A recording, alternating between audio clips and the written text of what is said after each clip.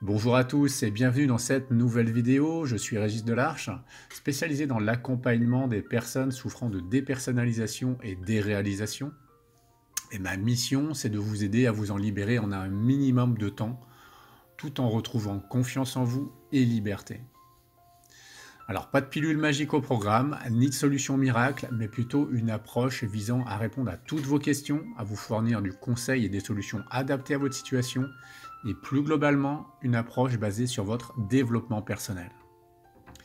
Alors, qu'est-ce que la dépersonnalisation et la déréalisation?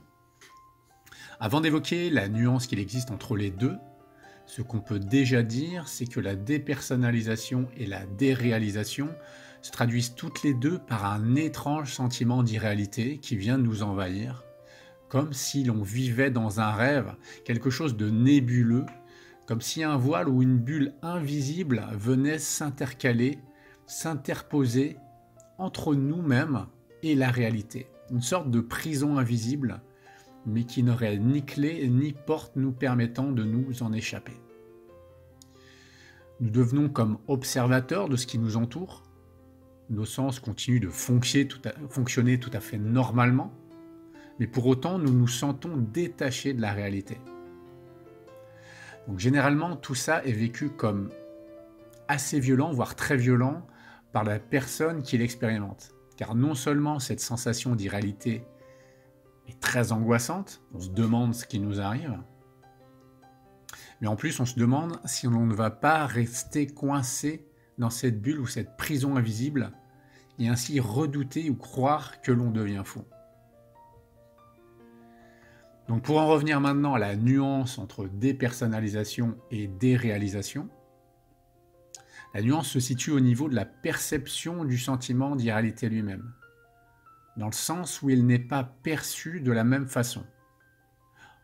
Concernant la dépersonnalisation, la personne va ressentir un sentiment d'irréalité, un sentiment d'étrangeté, mais par rapport à elle-même, par rapport à son propre corps. Alors que pour la personne qui va expérimenter un épisode de déréalisation, c'est plutôt une sensation d'être détaché du monde extérieur, d'être coupé de la réalité qui l'entoure, et non d'elle-même. Donc, dépersonnalisation, pour résumer, c'est une sensation d'étrangeté par rapport à soi-même, son propre corps, alors que la déréalisation, c'est une sensation d'irréalité par rapport au monde extérieur. Mais j'insiste bien sur l'aspect de nuance qu'il existe entre dépersonnalisation et déréalisation, car les deux sont en fait un peu la même chose. Il n'y a pas vraiment de frontières très précises entre les deux. Donc voilà comment on pouvait définir assez rapidement ce qu'est la dépersonnalisation et la déréalisation. Sans doute maintenant aimeriez-vous savoir qu'est-ce qu'il en est exactement de la mécanique qui se joue derrière ce sentiment d'irréalité? Comment apparaît-il? Eh bien, c'est justement l'objet de la prochaine vidéo que je vous invite à découvrir. Mais avant cela, n'hésitez pas à laisser un commentaire juste en dessous de la vidéo. Et si vous avez une question à poser, n'hésitez pas non plus. Je me ferai un plaisir d'y répondre. Sachez également que si vous avez besoin d'aide, si vous êtes à la recherche de solutions pour vous débarrasser de ce sentiment d'irréalité, ou si vous avez simplement besoin d'être écouté, compris, comprise, ne restez pas seul avec vous-même. Je vous invite vraiment à vous offrir une séance de coaching avec moi. Vous obtiendrez une aide personnalisée, un soulagement évident et des résultats rapides.